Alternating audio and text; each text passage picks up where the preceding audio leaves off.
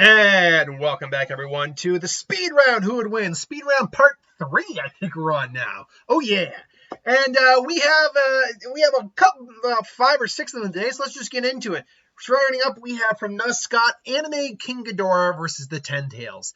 Both are world enders, and both are actually very powerful. The problem immediately comes from the fact that unless you are able to get Ghidorah in the physical form that he takes, that Godzilla ultimately beat him in, he'd have to basically destroy the thing that's anchoring him to the reality. I can't remember the terminology, but yeah, he's basically something that cannot be touched physically. He's completely intangible to any physical attack, and he will just siphon off energy until the individual he's siphoning off energy from is done. So, unfortunately, yeah, this is kind of a no. This doesn't really work in his favor, unfortunately, for the Ten Tails.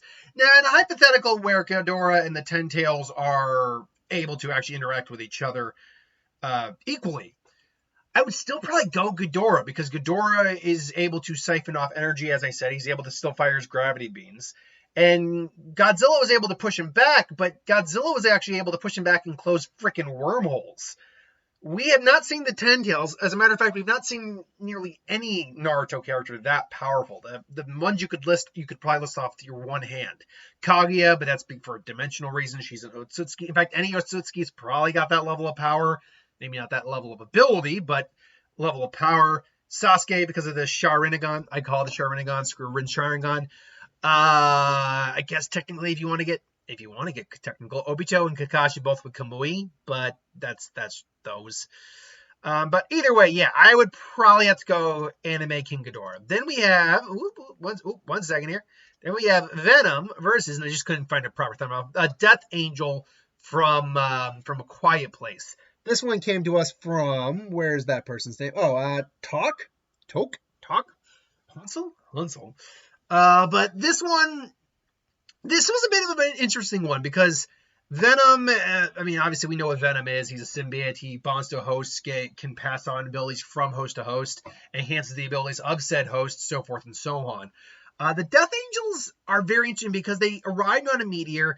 It was said that the army couldn't stop them at all. They tried just about everything, which means nukes probably were involved. Except when you watch A Quiet Place Part 2, you realize these things can't swim. And from what we can tell, there is nothing to suggest this was a worldwide incident. It might be like a continental incident, maybe a multi-continental incident, but the problem is, unless they hit, let's say, Russia, and were able to move throughout the entirety of like Europe, Asia, Africa, mostly all those places that connected, there's actually we have no indication that this was a worldwide issue. So first and foremost, these things can't swim, but the implication is they not only survived gunfire without any issue, they can survive high-level explosives without issue, because they survived the impact and being in space. But they are weak to certain frequencies that expose their vulnerable head part, and you can just blow their heads off at that point. With that said, however, Venom is a little bit of a different individual. And the reason for that is, strength-wise, the strongest thing we've ever seen that new, I believe, is kind of mess a car up and kind of toss it. But not like lift and toss, more like use their momentum of their thrust and toss it, which is still impressive. Venom, however, is easily stronger than Spider-Man, and we know that for a fact. And Spider-Man can lift tens of tons. So strength-wise alone, Venom could just literally hold one back and snap it if he really wanted to. But beyond that, he's also got the ability to use his symbiotic body to meld, transform, even camouflage himself. So he could just turn into a blade. Now, they might be durable enough to survive initial impacts with a blade weapon, but still turn into a hammer. Or use his symbiotic goo to get in the nooks and crannies of the creature, maybe bond with the creature temporarily, and then just blow it up from the inside out. So, while it's certainly a durable movie monster and would probably win in other fights, especially against other like Marvel or DC characters, like Wolverine versus a Death Angel would actually be pretty cool. Wolverine, I think, would win that fight because there's nothing to say this thing's stronger than adamantium at all. But it would actually be a pretty fun fight to watch. Or say like a Cyclops, or actually that'd be a fun one, Cyclops, because it would take a lot of. We know his optic blasts are seriously powerful, but he needs a lot. He needs to really let loose in order to unleash his full power. Otherwise, we've seen these things are able to survive impacts, explosions, all that. So yeah, but yeah, I'd go Venom in that particular scenario. Then we have our. Let's go here. Then we have our next one, which came to us from. Hey, and there's Superman, not man. Which came to us from Jotaro Kujo. Who else? Who would win a fight, Superman or Omni-Man? Omni-Man is certainly he's actually one of the weaker Superman knockoffs. Superman clones. Knockoffs isn't a right term. Clones. Because, I mean, if you want to talk about Superman-esque characters, you have, let's just go with Marvel for a second here. You have the Plutonian, which I think is Marvel, who is insanely powerful. You have Hyperion. You have Sentry. By the way, I had somebody argue this. Why do people call him a Superman clone? You know, he doesn't have the same backstory as He has a cape, muscular physique, and it's a relatively similar, maybe varying, but similar power set to Superman. Homelander doesn't have the same damn backstory as Superman, and he's clearly a Superman ripoff. So anyone who tries to argue that just doesn't understand the concept of what a ripoff or a knockoff or a clone is. Anyway, Hyperion, Sentry, Gladiator. Omni-Man is not as strong as those individuals because Omni-Man, the Viltrumites, they are literally just physical power. They can survive in space, but they do it by holding their breath. They have immense regenerative capabilities. They get stronger as they grow older. They live for thousands of years. They're kind of like Saiyans and Kryptonians having a baby kind of thing. And Omni-Man is certainly powerful. Like we saw in the first season. I remember seeing the first season of the show because it's the thing a lot of people who aren't familiar with the comics saw. He literally ignited the planet's atmosphere with his sheer speed alone, which is insane, actually. He's kept him, Mark, and someone else, I can't remember who it was in the comics. Spoilers, I haven't read the comics. Were able to literally blow up a planet by all three of them driving through there. He was able to fight in space against it's much stronger individuals for hours. They do have a particular weakness to solar plasma, like a star. But it does take a lot to actually injure them significantly. But the problem here is that while we know all of these strength feats, we know all of these speed feats, durability feats, all that, doesn't really matter. He is still a weaker version of Superman. The only thing he probably has over Superman is because he's an actual soldier and has lived a lot longer. He has better combat training, and so he knows actually how to fight, and he is just more experienced. But Superman, look, I'm not a huge Superman fan because Superman is so overly hyped up and so overly powered in terms of his writing. Seriously, it's like you have to literally create scenarios specifically impossible for Superman to do it alone. Otherwise, Superman should, in theory, just be able to solve everything, no problem. I just don't like Superman as a character that much. There are exceptions, certainly. And look, I don't get wrong. I like the new. I like actually that they got rid of the red unis. Honestly, it made the Superman outfit look a little bit more sleek than traditional. But yeah, the point is that everything Omni-Man is capable of doing, Superman could do to a much greater degree. He's literally bench pressed the Earth, God knows how many times. He's literally fast enough to keep up with the Flash. He's not faster than the Flash. It's made very clear he is not faster than the Flash, but he can keep up with the Flash, who moves even on base days multiple times the speed of light. He has so many different forms of sensory, input. You can see, I think, infrared, ultraviolet, X-ray vision. Apparently, he can see your soul. He's got heat vision, frost breath, create, the shock waves, which Omni-Man can do that as well. He's bulletproof, bomb-proof. You need serious heavy hitters in the DC universe just to dent that dude. He literally gets his power from the thing that he is weak against. So if they ended up fighting near a sun, Omni-Man is effed even harder than he already is because he's near his weakness, where Superman's just going to keep getting stronger. And if for some reason they both dipped into the sun, Superman's going to walk out of that supercharged.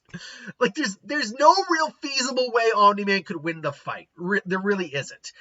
He could put up a fight. I will not say he could not put up a fight. He's got the level of strength to do that.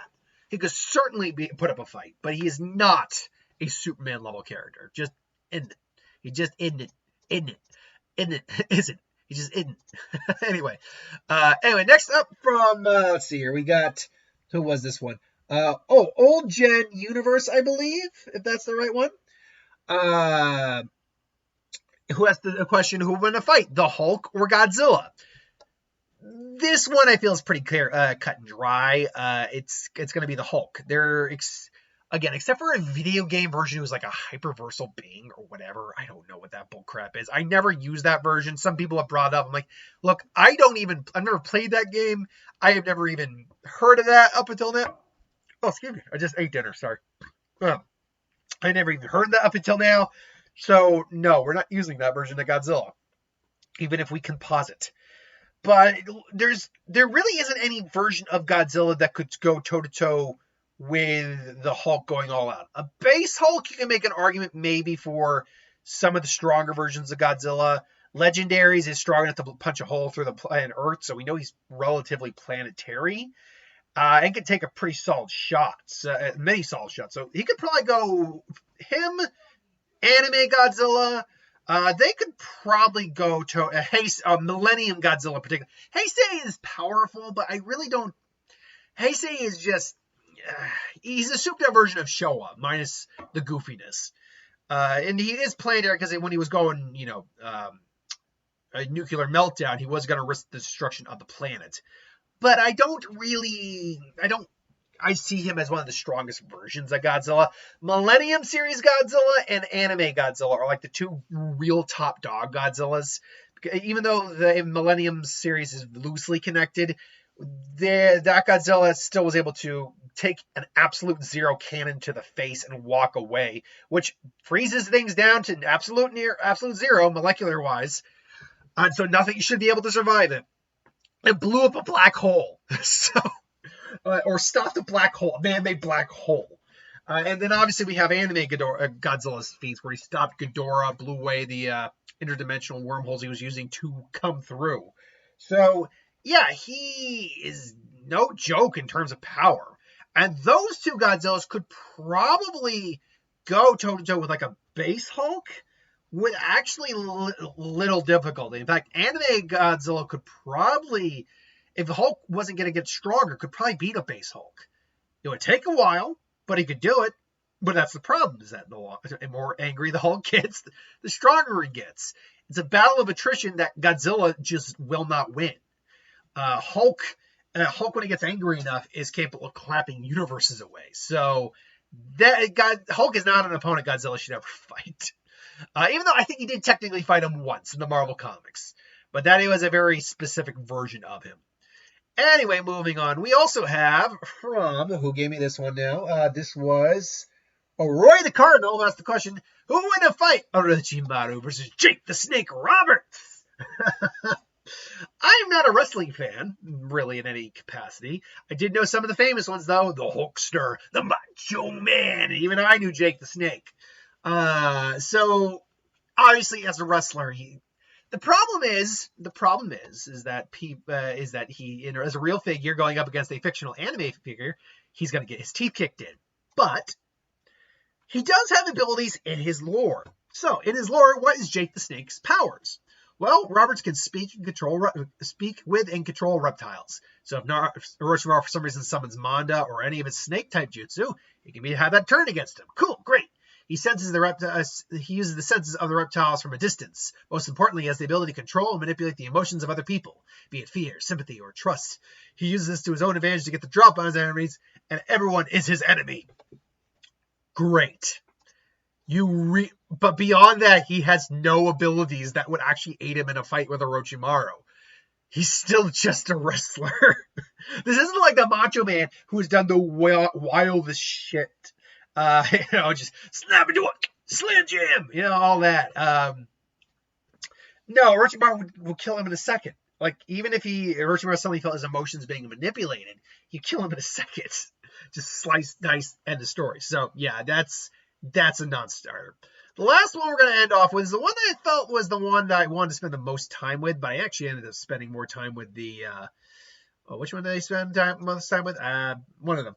Is Yuhawak, which I believe that's pronounced from what we got in the anime, versus Majin Buu from Tapatio. Now, the reason I thought this was the most interesting was that from a power perspective, you would think Majin Buu is the stronger individual. He blew up planets, no problem, solar systems, effectively threatened the universe by doing that. He is magically based. He has nigh invulnerability, like a nigh level of invulnerability and regeneration. He can turn people into candy with magic, all that. He's an extremely powerful fighter and just psychotic. So you'd think it'd be a no-brainer that is who would win the fight. But look, this is not just me being a Bleach fan, though I am. The Almighty that Yuwa has is one of the most hacks abilities, not just in anime, but in fiction, period. The ability to literally see every possible future outcome lay in front of you like grains of sand and process every one of them. His brain can do that. But not just see that, but alter the future to what you want. And only a few things are excluded from that. And particularly like divine things like the soul, extra part of the Soul King is immune to the abilities of the Almighty because he could not see that coming. He was apparently unable to see the Quincy arrow that was made of the silver collecting dead Quincy's that was used to kill him as well. He was unable to see that. So there are certain things excluded from his massive foresight. But yeah, there is not a lot, and it makes fighting him exceptionally difficult. He's actually pretty broken as it, because apart from that, he is insanely fast because he has super speed. His durability and strength are pretty solid as well. He can easily take giant blasts and explosions to the face. He is capable of stealing energy, Ryatsu, from the environment and using it to his own will. So in theory, if he has any composites of Ryatsu or Ryu, then he can actually drain Majin Buu's attacks. The only thing he might not have an immediate defense against is Buu's ability to use magic and turn people into candy, but he's got enough speed that he could probably avoid it. And because he's got the Almighty, he can basically just say, nope, turn you into candy, and there you go. Buu, and beyond that, when he became fused with the Soul King, or basically became the new Soul King, you're talking about a guy who's holding the fabric of not planets. It needs to be very clear about this. We need to be very clear about this, because this part pissed me off when Death Battle did the Aizen versus Madara fight. It really did. Because, again, I've said my piece, but I'll be very brief, like no more than a minute on that. My biggest issues with that fight, apart from the fact I didn't agree with the outcome, is they really seem to either not understand or low play Bleach cosmology. Because the Soul King / Aizen, who they are compared to, does not hold the fabric of 3 planets together. He holds the fabric of the realities of the universe together. And that is a fundamental difference. Because the Soul Society has its own solar system, its own planet. It is not a planet dimension. It is a literal universe reality unto itself, as is Hueco Mundo, the Valley of Screams, all that. And Yuwa has the ability to hold those 3 things together. So, yeah, it just bugs the hell. And plus, there was honestly one of the biggest problems I had was the characterization of Aizen. I'm sorry, did you watch or read the damn series? Anyway, I found that annoying. For a speedrun, this particular video went on a bit longer than I intended. But anyway, I digress. So, yeah, any fight with Yuhawk is very difficult to judge because of that damn Almighty ability. Even before he gets the Soul King's abilities, or power up, he is still insanely broken just with that ability alone. So, Buu would be a threat. He would see him as a threat. No doubt about it, because of the level of power he has in his abilities. But the minute he tried to just turn on him, Yuhawk would probably just be like, nope, you're candy now. It's delicious. And he just gained the powers of Majin Buu. So yeah, I would go Yowok on this fight, or Yowok in this fight. But this is just my opinion. Let me know in the comments below what you think, and let me know on any of these fights. Thanks for watching. I hope you enjoyed. Like, comment, share, and subscribe. As always, who wants to review something, put in the comments below. I can't make a promise I'll do it. I should probably stop using that, but I've said it now for almost 10 years, and it's just kind of ingrained in the way I talk, in the way I do my outro. But anyway, thanks for watching. Like, comment, share, subscribe. If you have ideas for videos, let us know in the comments below. What if the last part of the What If Naruto Swift release will be tomorrow? And then yeah, I have the poll right now for the next one, the Naruto Zanpakuto video. And then Thursday I'm going to see Creed 3, and then Friday I'm going to try to see Operation Fortune. Thursday we'll have the Quirk series video, and we'll have last week's last Zanpakuto video, or last month's last Zanpakuto video that I didn't get to. So anyway, I digress. Thanks for watching. Hope you enjoyed. Like, comment, share, and subscribe, and I will see you later.